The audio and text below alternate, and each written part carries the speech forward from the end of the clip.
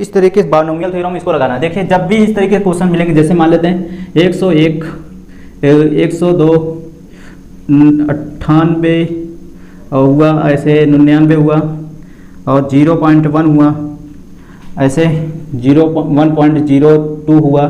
तो इसको लगाते कैसे, देखिए बायनोमियल में पहले दो पद में इसको व्यक्त करेंगे। पहले दो पद में कैसे व्यक्त कर सकते हो इसको, देखिए 100 प्लस, मतलब ज़्यादा से ज़्यादा 0 0 अलग कर लो, ठीक। ये 100 प्लस मान कर सकते हो, 100 प्लस 2 कर सकते हो, इसको ये 100 माइनस 2 लिख सकते हो। देखिए दोनों घटाओगे ये आ जाएगा, ये 100 प्लस ये -1 लिख सकते हो।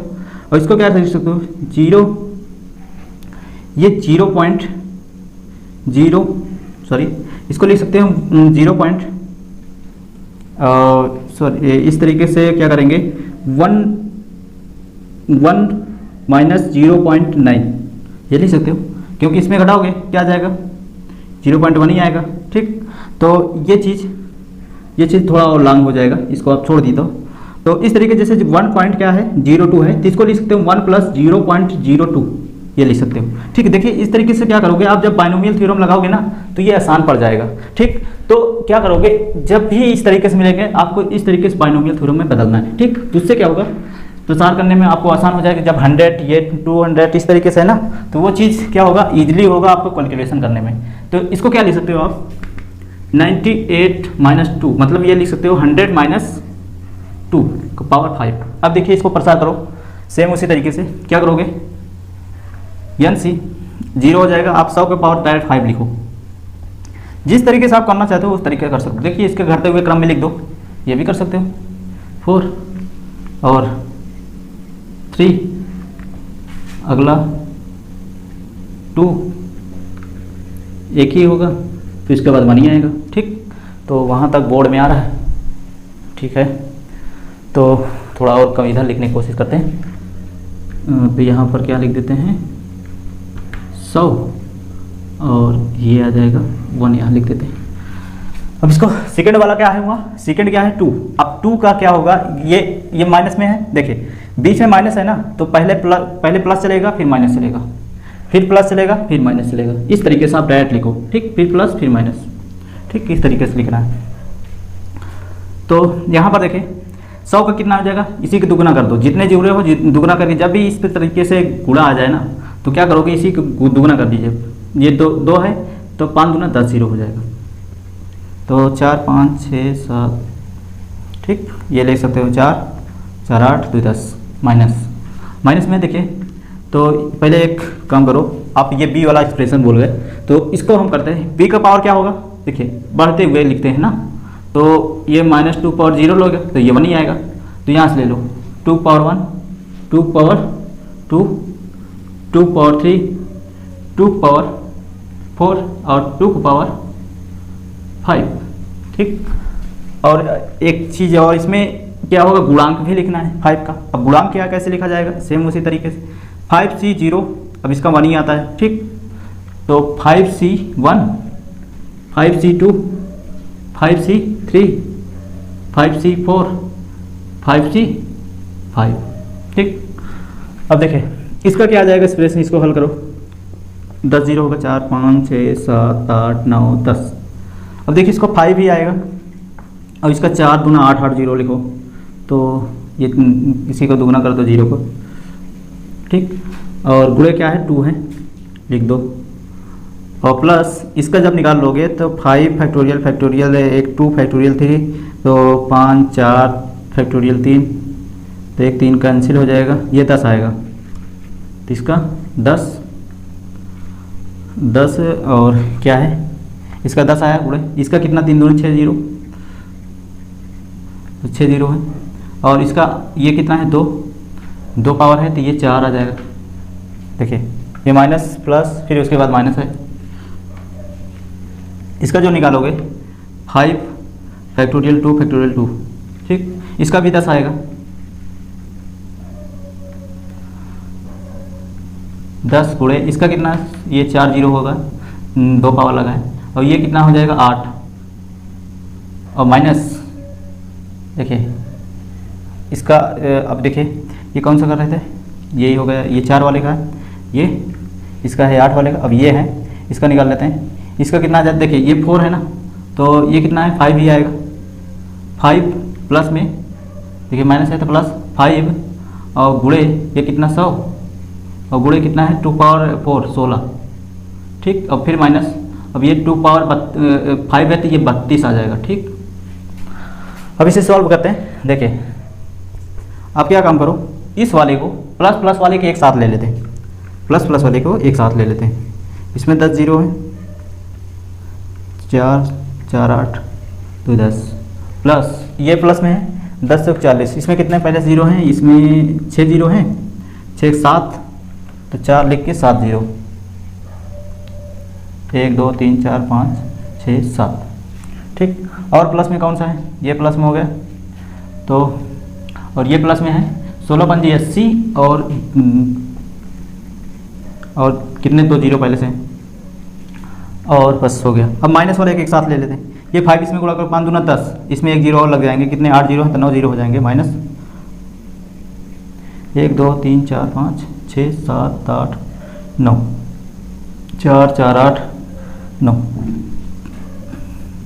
अगला ले लेते हैं, ये क्या है माइनस में, इसमें कितना आ जाएगा 8 और 5 जीरो हो जाएगा, ठीक।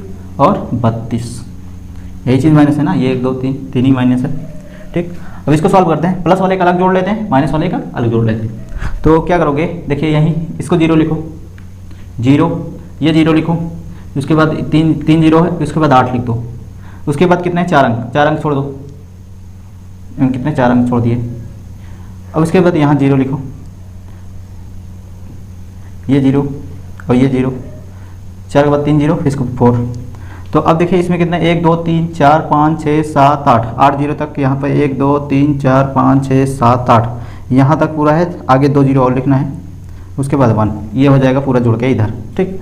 अब मैं तो ये कितना आया था, इनको जोड़ोगे तो क्या आ जाएगा, ये 32 लिखते चले जाओ, 32 1 0 0 3 1 तो 32 हो गया, 3 जीरो और 8, ये कितने जीरो टोटल कितने अंक 2 3 5 5 8 मतलब 6, तो 3 3 6 और 3 जीरो और 1। तो यहाँ पर ये माइनस में लगेंगे, तो आपस में ये घटा लो, ऐसे घटा लो जैसे बचपन से घटाते आ रहे हैं, उसी तरीके से कर लो। कितना 4 3 जीरो है 8 और 3 जीरो, इसको 32 लिखेंगे और 0 0 2 जीरो 3 जीरो, इसके बाद 8 फिर 0 2 जीरो और 1 जीरो और, ठीक। 3 जीरो और क्या है 1 है। ये कितना आ जाएगा 8, यहाँ 9 9 में से 3 6 और ये है 9 और ये यहाँ पर 7 बचा 7 और ये 0, ये देखिए यहाँ पर घटेगा नहीं तो इससे उधार लेगा, तो यहाँ पर 10 10 में से 8 गए 2, फिर यहाँ पर 9 बचा 9 में यहाँ 3 में से 0 गए 3 और यहाँ पर देखिए 0 0 और देखिए ये 10 में से 1 जाएगा, कितना आ जाएगा 9। तो आप मिला लेते हैं, तो 9039, ठीक है, 2037, ठीक है, ठीक। तो इसमें बताना है कौन सी संख्या बड़ी है, ये 1.01, उसके बाद ये पावर दिया है, उसके बाद ये दिया है, कौन सी संख्या बड़ी है। तो आप खुद ही सोच सकते हो, देखिए जैसे 1 का पावर जितना भी होता है ना, क्या होता है 1 ही होता है, पर यहाँ पर देखिए 1.01 है, तो आप इसको चेक करोगे कि कौन सा बड़ी है, ठीक।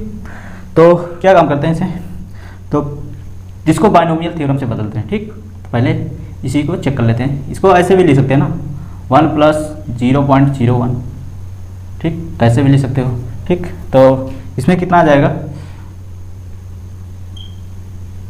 3 जीरो।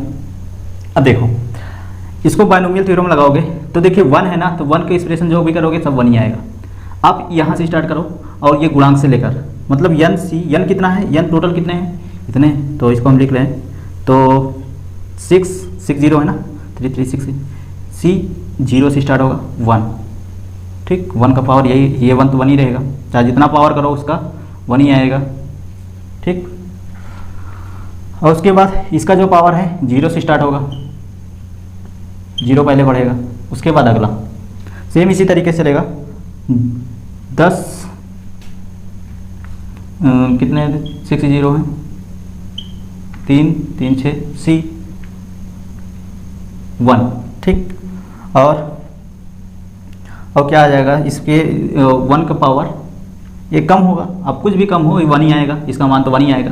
देखिए 1 का पावर चाहे जितना हो उसका मान क्या आता है, हमेशा 1 ही आता है, ठीक। तो इसमें देखिए जब 1 ही आएगा तो यहाँ पर इसका मान क्या आ जाएगा, इसका पावर क्या हो जाएगा, 1 आ जाएगा, 0.001। उसके बाद और भी धनात्मक पद आएंगे, ऐसे लिख देते हैं पॉजिटिव, जितने भी आएंगे सारे प्लस में आएंगे, ठीक।